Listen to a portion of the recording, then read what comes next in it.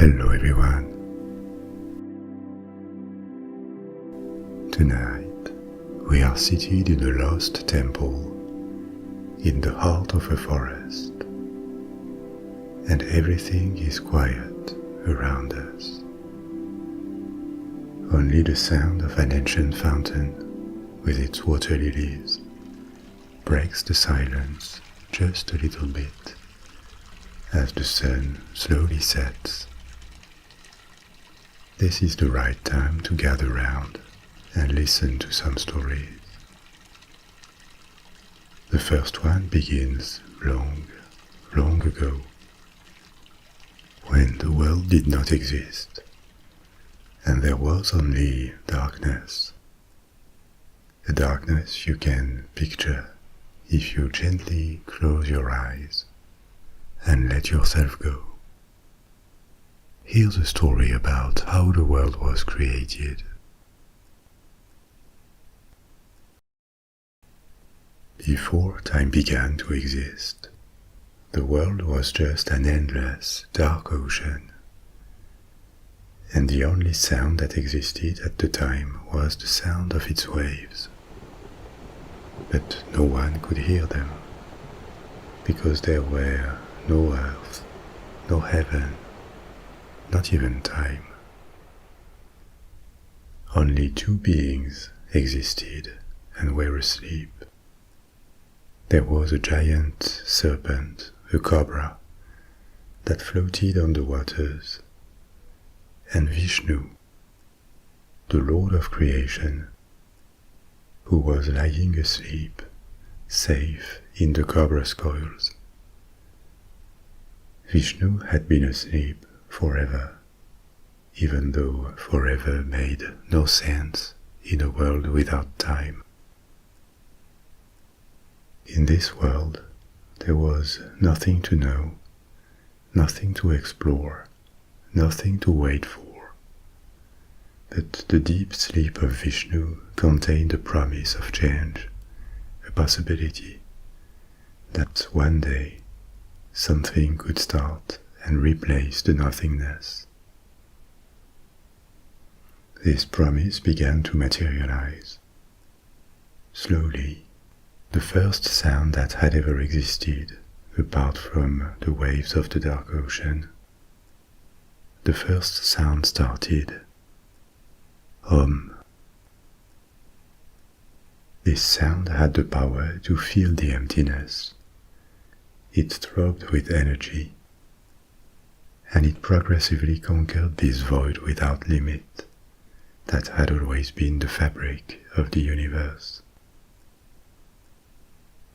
As the emptiness vanished and energy filled the world, the sound intensified. It became so loud that the waves of the dark ocean rose higher and higher until it became deafening, and chaos replaced this quietness that had always existed.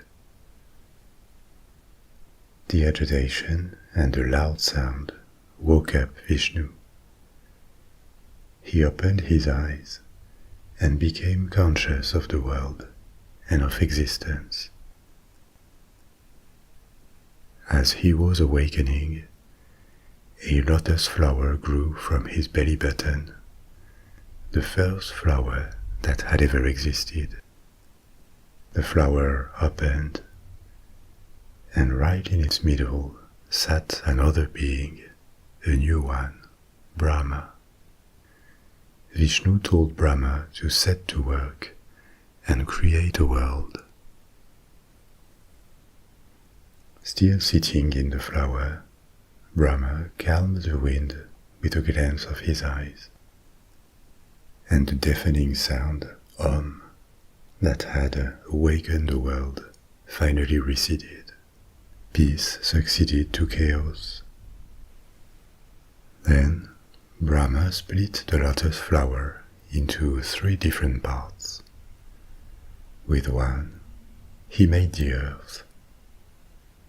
With the second one, he made the sky, and with the last one, he made the heavens. the earth was bare, and so, following Vishnu's instructions, Brahma created more things to cover it. Grass, flowers, trees, and all the other plants. To populate it, he created living beings and let them evolve, so that the earth became full of animals, birds, fish, that lived in all sorts of different environments. This is the world we were born into. That started eons ago, when the sound Om filled the void and woke up Vishnu. This was only one of many different creation stories in the Hindu tradition. Some are connected to it and include variations. Others are completely unrelated. For example, in another creation story, life came from the cracking of an enormous primordial egg, from which all the life in the universe was born. In other stories that also involve Brahma, he didn't start creating the world following Vishnu's instructions. He existed alone, and out of loneliness split himself into two parts to create a male and a female that were the ancestors of all beings. Yet in other Hindu texts, it is said that nobody can know how the universe came into existence. Maybe even the gods cannot know. Or an explanation that sounds almost scientific is provided. There would be a single source of everything, from which primary elements came, and their combinations and recombinations, determined by the laws of nature, would have led to the universe as it is. We will go on with another story in a minute, but this gives us an example of the extraordinary variety of traditions and myths in Hinduism. This religion has hundreds of millions of followers. It is the third biggest in the world by number of practitioners. It has a long and tumultuous history that we will also explore later. Very ancient roots that can be traced to the Vedas, Indian texts from the 2nd millennium BC. And after so many centuries of evolution, different traditions, practices, and beliefs abound under the general term of Hinduism. This religious and mythological continent is generally little known in non-Hinduist regions. We see or hear of some figures like Ganesha, the elephant god. We know names like Vishnu, Shiva, Brahma, Krishna, Kali. But these are just the tips of an immense iceberg that we will explore a little bit tonight, together with stories that feature gods, heroes, and wonders. It is all going to be easy to follow, and we will take things one by one. Just let me do the work. As always, in the first comment pinned under this video, you have timestamps, links to audio streaming services like Spotify or Apple Music if you prefer to listen to my stories there, and a link to Patreon, where your support is always very much appreciated and helps keep this channel free of video ads. It also gives you access to downloads, podcasts, and updates about what I'm working on. Before we dive into the origins of Hinduism, its pantheon, and principles, let's discover one of the most extraordinary epic ever written, the story of Prince Rama, also known as the Ramayana. Make yourself comfortable because this one is long. Once upon a time, a king, Dasharatha, reigned over a kingdom called Ayodhya. The king was respected, his kingdom was prosperous, and he had 3 beautiful wives. The only thing lacking to his happiness was a son. None of his wives had had one, only girls.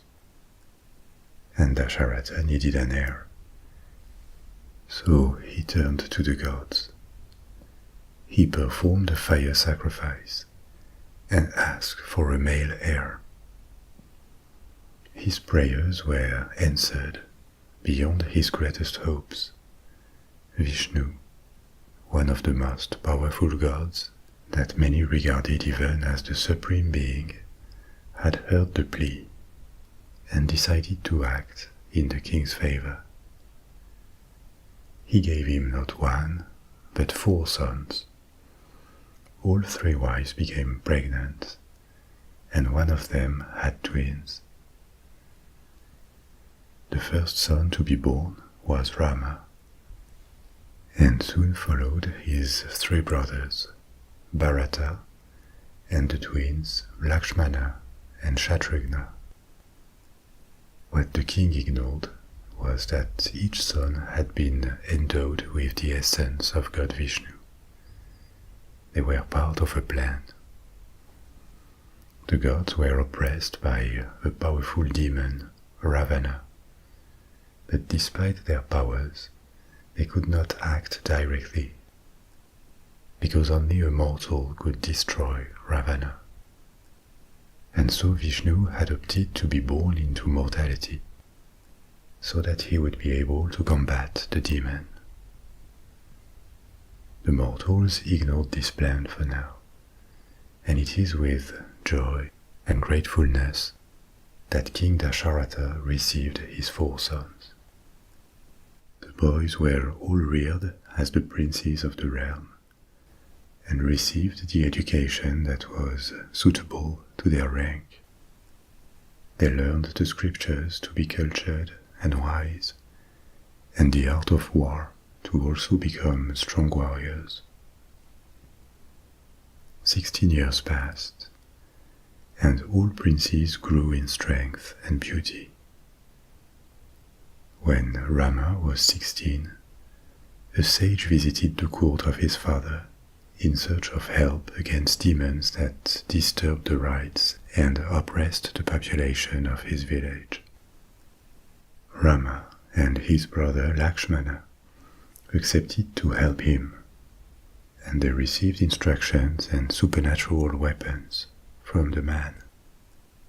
Thanks to these, they could destroy the demons, and with this fight, young Prince Rama showed the extraordinary strength and courage he possessed, which made his father proud and happy since he was thinking of crowning him as his successor. As these events happened in the kingdom of Ayodhya, a young girl, a princess, was approaching adulthood in a neighboring kingdom, Mithila. Her name was Sita, and she also had extraordinary origins. One day, when she was a baby, she had been found by the king in a field. As he was digging a deep furrow with his plow, because he liked to work himself on his land, the child had unexplainably appeared in the furrow. The king immediately regarded this baby as a divine gift and adopted her, even though he already had 3 other daughters. She was named Sita, the Sanskrit word for furrow. Sita grew up to be a girl of extraordinary beauty and charm.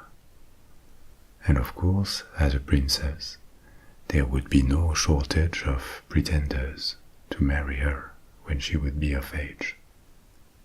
Because he wanted an extraordinary man for his daughter, the king decided that in order to marry his daughter, it would be compulsory to prove one's worth by lifting and wielding a very heavy bow that his ancestors had been gifted by the great god Shiva. The bow was enchanted, and this would guarantee that only the right husband for Sita would be able to lift and wield it. After Rama and his brother Lakshmana had killed the demons they had been sent to fight, the sage that had requested their help took them to the kingdom of Mithila, where Sita lived, to show them the extraordinary bow that Shiva himself had presented to the ancestors of the king. When he saw the bow, Rama expressed his desire to lift it, and he did. He was not only able to lift it, but when he wielded it, he drew the string with so much strength that the string broke. This was without a doubt a sign that Rama was the one destined to marry Sita, and the marriage was arranged. Not only one, but four. The four sons of the kingdom of Ayodhya would marry the four daughters of the kingdom of Mithila, Sita and her three sisters. The weddings were celebrated with great festivity in Mithila, and the four married princes with their wives returned to Ayodhya. Rama and Sita had fallen in love, not just like two young people can love each other for a while, but deeper, as if their connection had something predestined, as if their couple had long been written in the book of destiny. And so they had quickly become entirely devoted to each other. Their new love would soon be tested, however. When they returned to Ayodhya, the now old king had decided to crown Rama and make him his successor on the throne officially. It was the king's prerogative to choose his successor, and so nothing remained between Prince Rama and the crown, or so it seemed.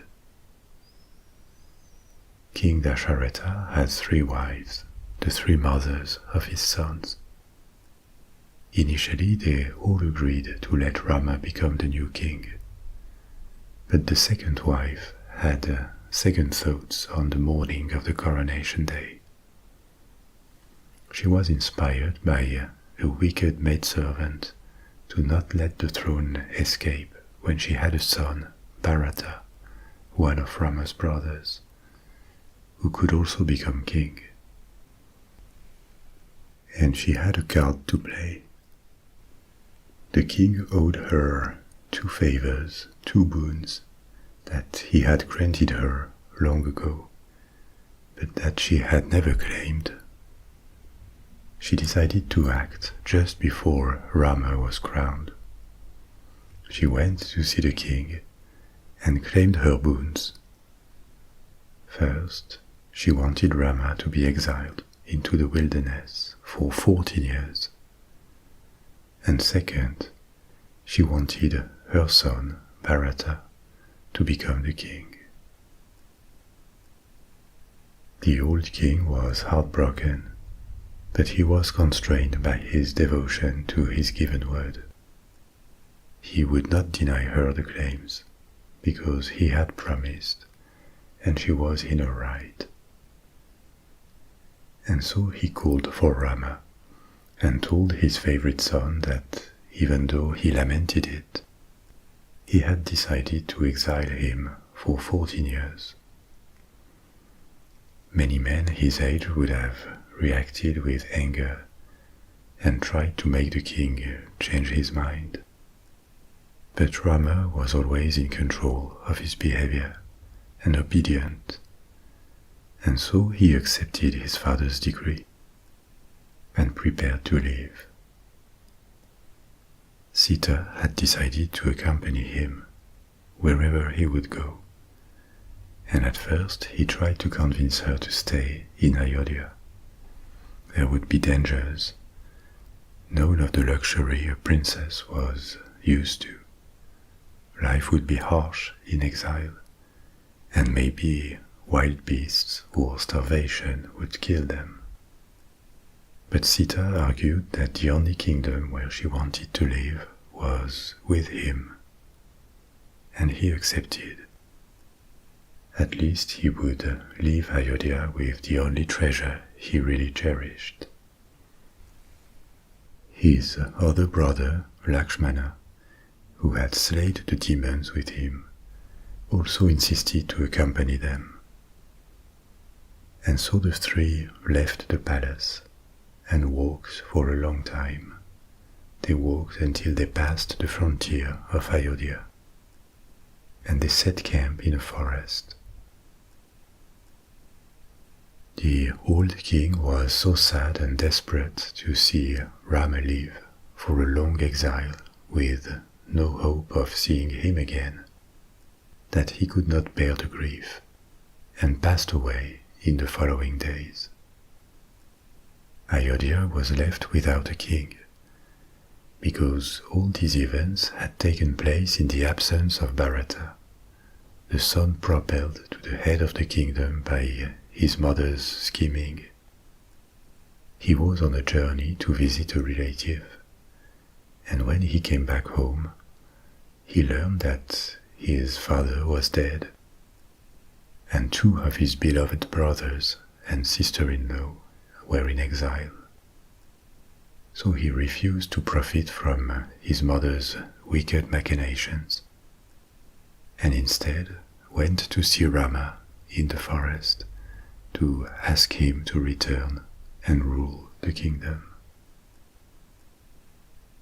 But Rama was determined to respect his dead father's decree, and since his father was no longer there to overturn his decision, he declared that he would not return before the end of the period of exile. Decisions had been taken, and so Rama, his wife Sita, and his brother Lakshmana would live off the land and stay away of their kingdom for 14 long years. They traveled southward and built houses, small cottages near a river, where they could live a simple life, hunting and gathering food, and waiting for the 14 years to expire. But there, one day, they received a visit. A woman, extraordinarily attractive and with magnificent clothes, arrived where they lived, and as the laws of hospitality commanded, they offered her to share a meal with them. They were surprised to receive such a visit, and even more when the woman tried to seduce each of the brothers, without success. Angered by this failure, the woman revealed her true nature. She was a Rakshasi, a malevolent female demon. And even worse, she was also the sister of Ravana, this powerful demon that threatened the gods, and that Vishnu had resolved to take human incarnation to be able to combat. The threads of destiny had joined the path of Ravana's sister with Rama, that Vishnu had endowed with his essence when he was born. Full of rage, the demon attacked Sita and tried to kill her. but Lakshmana could stop her. He was almost as strong as his brother Rama. And to mark the defeated demon, he cut her nose and ears. Apart from Ravana, she had two other brothers, and when they learned what had happened to their sister, they tried to retaliate. They went to the place where the trio lived, but Rama vanquished them. The three had resisted and were safe for now. But the incident would, without a doubt, attract Ravana's attention. When Ravana heard of these events, he resolved to destroy Rama, ignoring that the exiled prince carried the essence of Vishnu himself and was no mere mortal. But Ravana knew that only a very powerful warrior could have defeated his sister and brothers, and the demon liked to scheme. So he devised a plan. He asked for the help of another Rakshasa, whom he ordered to take the form of a golden deer and captivate Sita's attention. If Sita followed the golden deer, she would be separated from Rama, and they would be able to capture her without risk. When the deer appeared near the houses where the trio lived, Rama immediately suspected a trap. The essence of Vishnu inside him gave him the power to see that the deer was a demon in disguise. But Sita could not see it, and she was entranced by the beauty of the deer. When Rama announced he would chase the deer, she asked him not to kill it, but capture it. And Rama accepted on the condition that she would stay inside the house and under the protection of Lakshmana. She could absolutely not go out. After which he began chasing the deer in the forest with his wife under his brother's guard. After some time, Sita heard Rama call out to her, and she was afraid for his life. In fact, it was not Rama who was calling, but the demon Ravana, using his powers to attract her outside. Lakshmana refused to let her go out, arguing that Rama could perfectly defend himself and that they had to follow his orders. But she was terrified for Rama and insisted that it was not she, but her husband that needed help. She promised to stay inside the house and not entertain any stranger for as long as he would be away. And so, reluctantly, Lakshmana accepted to go help Rama. Ravana's plan had worked. Sita was now alone. The demon took the appearance of an ascetic, old and frail, and walked to the house to request hospitality. Sita was suspicious at first of any stranger, and she had not forgotten to keep the door closed. But what could an old and skinny man do to her? It looked like she was stronger than him, and she accepted to open the door and let him in. Immediately, Ravana retook his shape, that of a very tall and powerful man, with a horrible face. He captured her and took her away, heading south to his domain on the island of Lanka, to the very south of India. When he reached his palace with his captive, he put Sita under the guard of several female demons of Rakshasis, and celebrated his revenge on Rama. He had stolen the most precious, the most treasured being Rama had in his life. Ravana had noted the extraordinary beauty of Sita, a beauty so perfect that he had never seen one like this among humans, and he asked Sita to marry him. But of course Sita refused, and swore she would rather die than be unfaithful to Rama. During these events, Rama and Lakshmana had returned to their houses and discovered that Sita had been abducted. The news was devastating, but Rama immediately decided he would free her, whatever the cost and the odds. Ravana reigned over Lanka and had armies of hundreds of demons. His citadel had high and very thick walls, and there were only 2 men. So first they needed allies, and so they left the place where they had lived and began a journey to the south.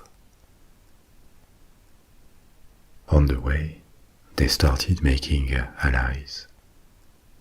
First there was Shabari, an ascetic woman who embraced Rama's cause and directed them to the land of the Vanaras, forest-dwelling beings who looked like apes and who were in a civil war at the time. They fought over the throne of their kingdom, and among them lived Hanuman, the greatest of their heroes, and also a god who had extraordinary powers.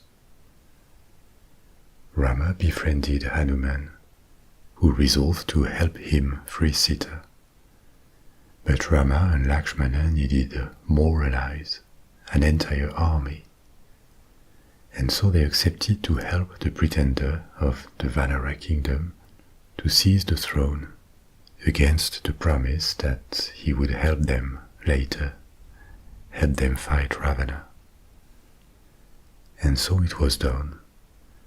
Rama fought alongside the apes to retake their capital and contributed to give them victory, after which he could count on their support. Of all the new friends and allies of Rama, the most powerful and faithful was now Hanuman, the ape hero. Hanuman decided by himself to go on a mission to Lanka, to find and free Sita for his friend. So he traveled to the island of Lanka, and using his powers, he took a gigantic form to make a colossal leap across the sea to the island. On the way, he also met many challenges that form a secondary epic within the Ramayana. He had to face demons. He encountered a living and intelligent mountain that offered him rest. He subjugated a female demon to gain access to all of Lanka. He spied on Ravana near his citadel, and he finally managed to infiltrate Ravana's lair and meet Sita inside. She was still under guard and harassed by Ravana, who tried to convince her to marry him. Hanuman reassured Sita that Rama was still alive, showing her a ring that belonged to the prince as proof, and he offered her to accompany him to safety, far from Lanka. The offer was very tempting, but Sita thought, and surprisingly refused. She had understood that the fight between Rama and Ravana needed another resolution. The demon had captured her, and Rama carried the essence of Vishnu, and so Ravana was doubly his enemy. the demon had captured her when she was under Rama's protection, and so only Rama should now free her and destroy the demon, because such was the meaning of the ordeal they were living. Before Hanuman left, she gave him her calm as proof of life, and the hero, after new adventures, escaped Lanka and returned to Rama. Time had now come for the war between Rama and Ravana to reach a different scale. Rama had an army of humans and apes, powerful warriors with him, including Hanuman and his brother Lakshmana, and Ravana had all the demons of Lanka. The goal would be the liberation of Sita and also the conquest of the kingdom of Lanka. Rama's army crossed to Lanka, and a lengthy war ensued, with multiple fights on the shores, in the forests, and on the mountains of the large island. During a fight, Lakshmana was badly injured, but Hanuman could save him by adopting again a gigantic form and flying all the way north to the Himalayas, where he retrieved herbs that could cure the prince's wounds. Finally, Ravana was killed by Rama, and the demons of Lanka defeated for good. Sita could now be freed, and on a broader scale, Rama had also completed successfully Vishnu's plan, when, many years before, the god had endowed him with his essence, taking a mortal form that allowed him to destroy this demon. The time of exile had also expired, and the couple could return to Ayodhya, where Rama could finally get what was rightfully his, the crown of his kingdom. There would be more events and adventures to keep the kingdom safe, but the reign of Rama would be one of happiness and prosperity for all his subjects. This was only a summary of the Ramayana, because there are many subplots and dozens of named characters. The text also exists in multiple versions, including outside India. There are some from Cambodia, Indonesia, Thailand or Malaysia, together with another epic, the Mahabharata, with a different storyline that I will also retell for you. The Ramayana is deeply rooted in Hindu traditions. So, what is Hinduism actually? It is hard to give it a simple definition because it includes a wide range of philosophies, of beliefs and rites that appeared very long ago in ancient India. But all the different traditions or denominations share concepts, a cosmology, and they have a lot of sacred texts in common. The founding texts, there were others later, being the Vedas. I told you about the Vedas recently in a story about the origins of Buddhism. The Vedas are a large collection of ancient Indian texts that appeared in the 2nd millennium BC, almost 4,000 years ago. Their authors are unknown, they are not signed, and there were probably many contributors. They are believed by Hindus to have been inspired by gods or by the universe, and to reveal a much more ancient set of truths.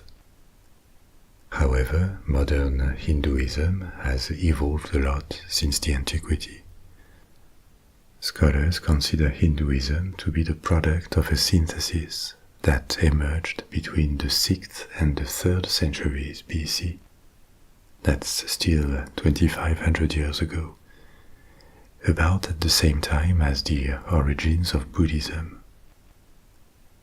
This Hindu synthesis gathered a lot of Indian religious traditions, including Brahmanism, an ancient polytheist religion centered of the cult of Brahma, and also multiple regional Indian traditions and deities.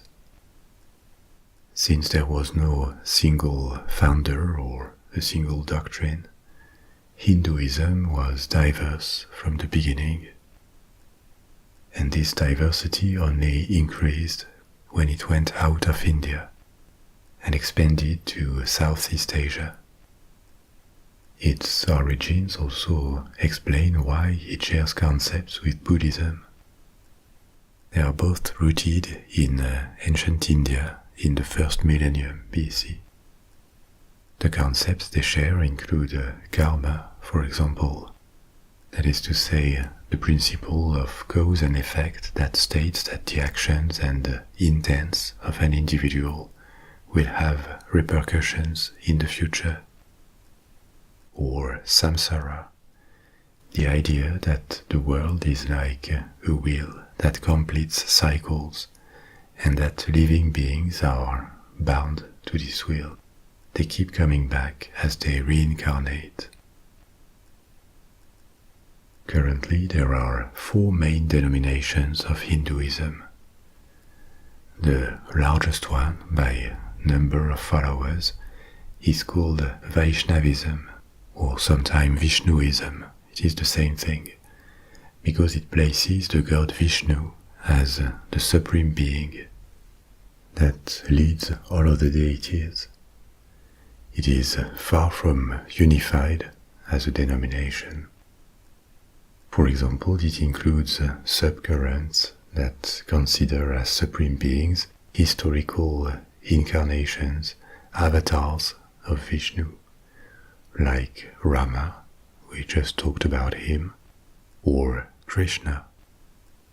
You probably heard the name Krishna before. He is an avatar, an aspect of Vishnu, and a god in his own right, a god of protection and compassion that is very popular with most Hindus. Because contrary to the image we may have of ancient polytheist religions, we tend to consider all the gods as separate entities with their specific personalities and their field of intervention. But in reality, many polytheist religions actually venerated or venerate different avatars of the same beings. To some followers of Vaishnavism, all gods are different manifestations of Vishnu, and these different faces and names are a way of making the divine more relatable, understandable, approachable. A second denomination of Hinduism is Shaivism, that places the god Shiva as the supreme being. Shiva is present and venerated in all the traditions of Hinduism, with different roles attributed to him that range from a creator god to the god of destruction and rebirth that will end our world before a new one replaces it. To the followers of Shaivism, he is the most important deity. A third one is Shaktism, that places goddess Shakti, also called Mahadevi, as the primordial goddess. One well-known aspect of Shakti is the goddess of death, of time and change, called Kali, who is also present across various denominations of Hinduism, but particularly important in Shaktism. And a fourth significant tradition, but bear in mind that there are others, is the smarter tradition or Smartism. It takes elements from other denominations, but it is notable for the worship of 5 main Hindu deities that are strictly treated as equals: Shiva, Vishnu, Shakti, Surya, a sun deity, and Ganesha or Ganesh. The image, the appearance attributed to Ganesha is well known.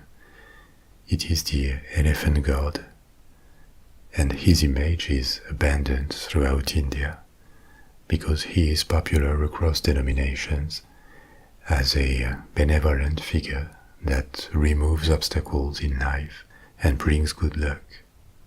So, before I tell you the story of the Mahabharata, here's a mythological story that retells how Ganesha got his elephant head. Ganesha was a son of Shiva and Parvati, the goddess of harmony, love and motherhood. And early on, he proved that he was very astute. One day, there was a competition with his brother to know who could travel around the world faster, and the winner would receive the fruit of knowledge. While his brother went off on a lengthy journey, Ganesha let him go, and then just turned around his parents, the creators and embodiment of the world. And so without effort, he was given the fruit of knowledge, because indeed he had been the first to travel around the world. There are different stories about his birth, and the most well-known one explains how he got his elephant head. One day, the goddess Parvati had started preparing for a bath, but her personal guard was away, and she didn't want to be disturbed by anyone during her bath. So she took some turmeric paste that was usually used for bathing, and with it she made the statue of a boy.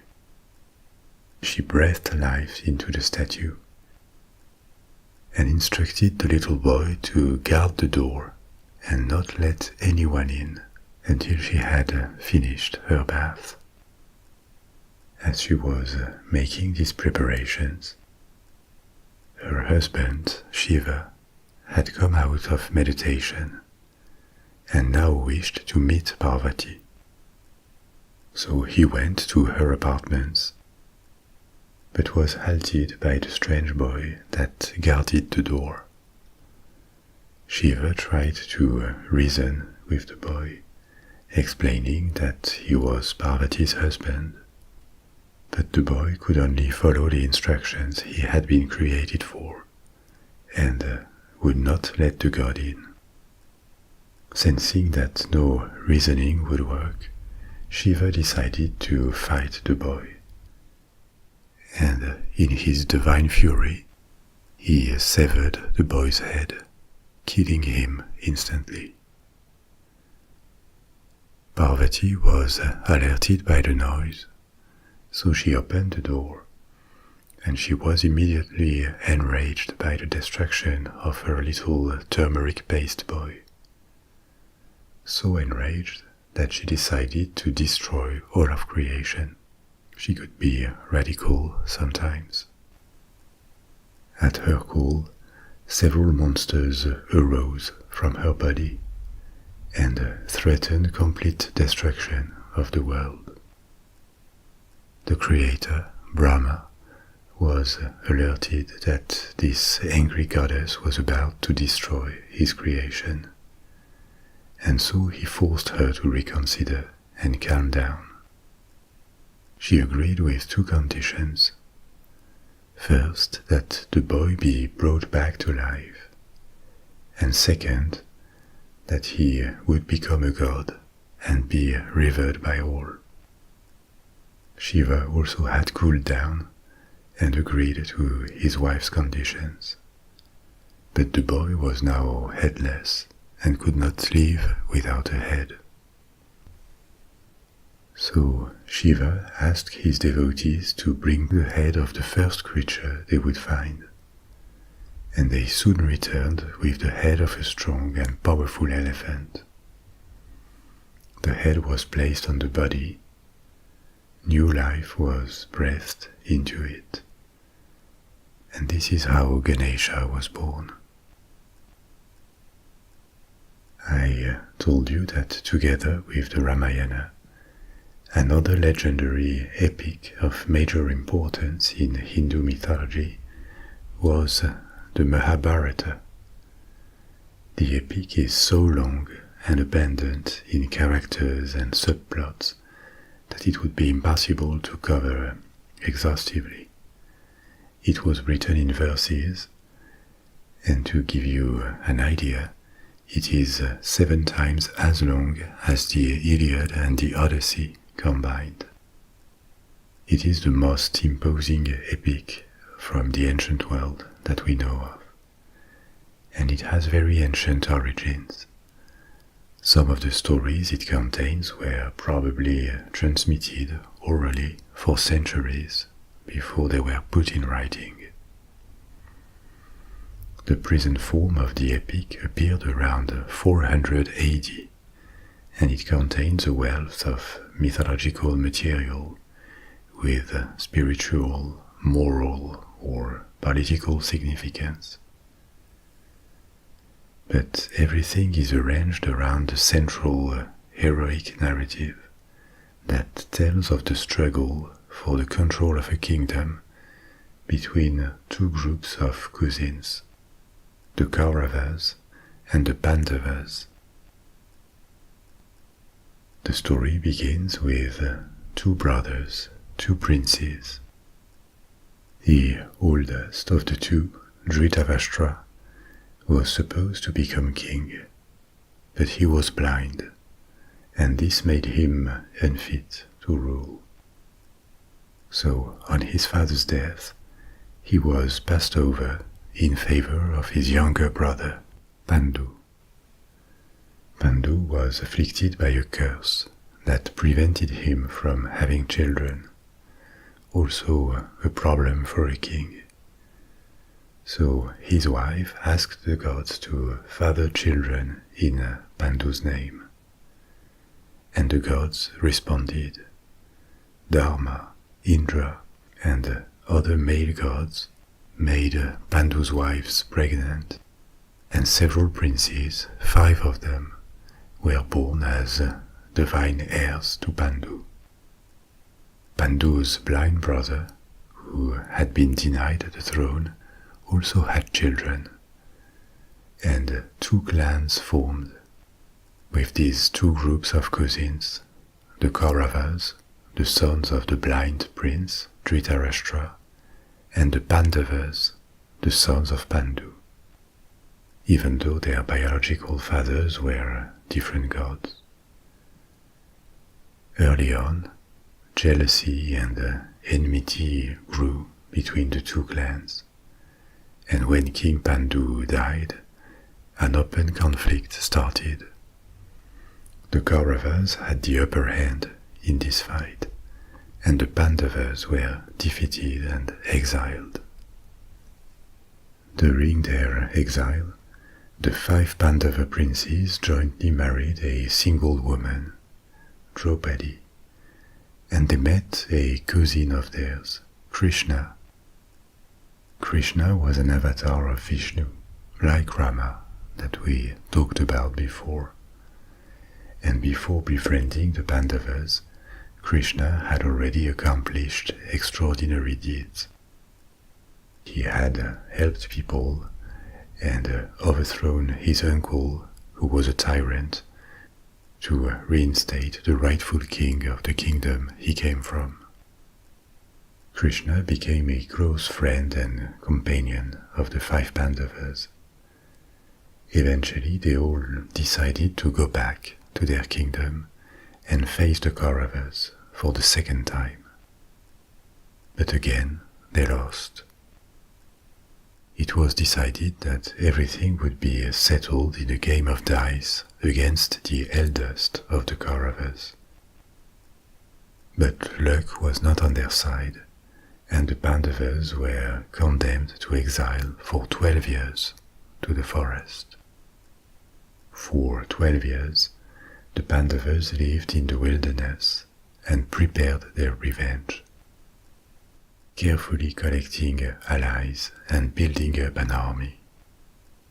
Finally, they prepared to settle the feud with their cousins by an open war, in the hope that force would be the way of retrieving their kingdom. The armies of the Kauravas and the Pandavas met for a series of great battles on the field of Kurukshetra in the north of India, close to Delhi. After numerous fights, exploits, and heroic actions on both sides, victory was finally theirs, and all the Kauravas were annihilated, ending their branch of the family. But at a terrible cost. Only the 5 Pandava brothers and Krishna survived. After this great victory, they set out for heaven, now that their fate on earth had been accomplished. And ultimately, and after new adventures, they were reunited with their enemies in heavens to enjoy perpetual bliss, each of the parties having accomplished their destiny.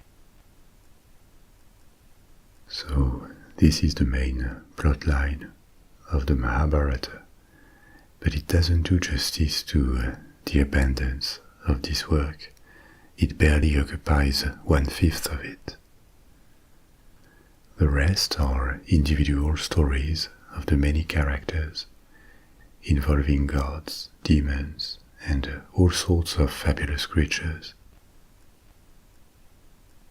We are nearing the end of tonight's stories, but before I leave you, here is a last legend, the most famous one about a goddess called Durga. Durga is one of the principal aspects of the primordial goddess Shakti, an aspect under which Shakti turns to a fierce warrior that at the same time confronts enemies and protects children and humanity in general. Her legend centers around combating evils and demonic forces that threaten peace and prosperity. She is also one of the most revered and popular deities in modern Hinduism. One of her famous stories is how she was created to slay Mahishasura, a demon. Mahishasura was a demon who had the appearance of a half-man, half-buffalo, and who had been captured and punished by Brahma long ago.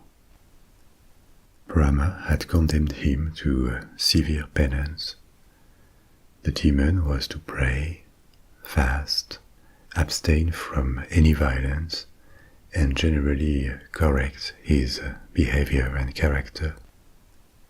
Years had passed, and Mahishasura behaved well, strictly following Brahma's instructions.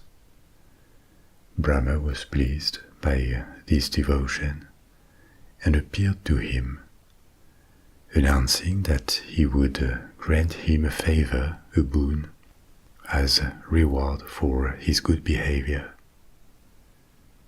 The demon asked the god for immortality, but even though it would have been in his power, Brahma refused, stating that all must die one day, that demons were not gods, and that the laws of nature could not be violated, including by the one who had created them. Mahishasura was disappointed and thought for a while. he did not want to lose his credit with Brahma, and he asked for a more modest favor, that only a woman would be able to kill him.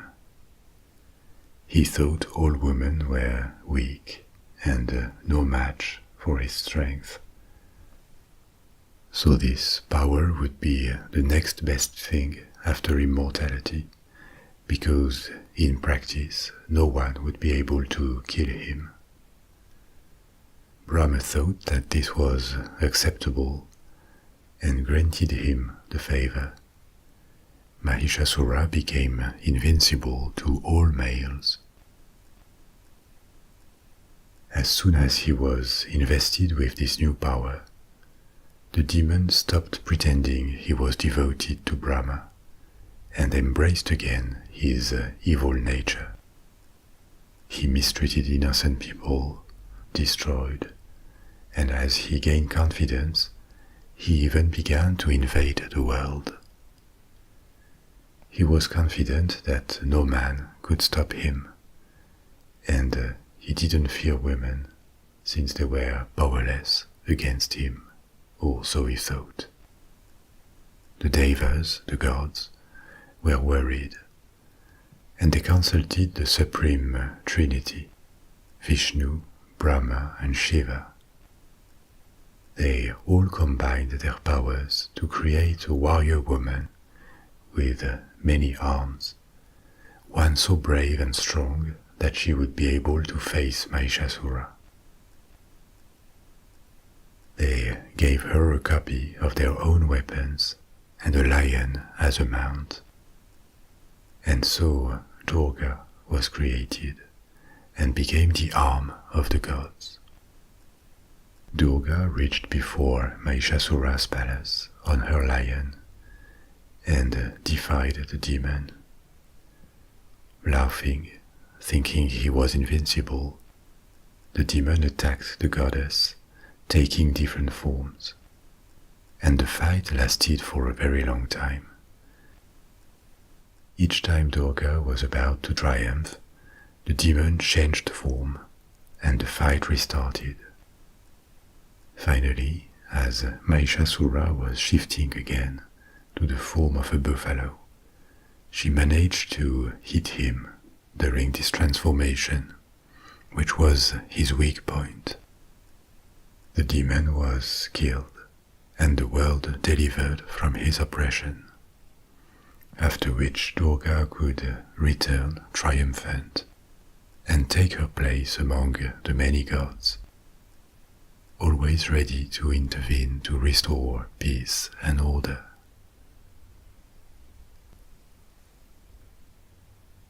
We have reached the end of our stories for tonight, and you can now fall asleep, listening to the sweet sound of the fountain.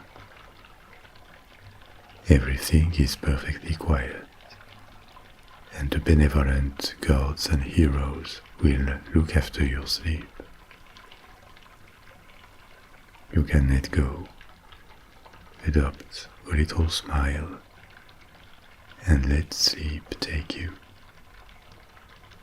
Sleep well. Sweet dreams. Au revoir.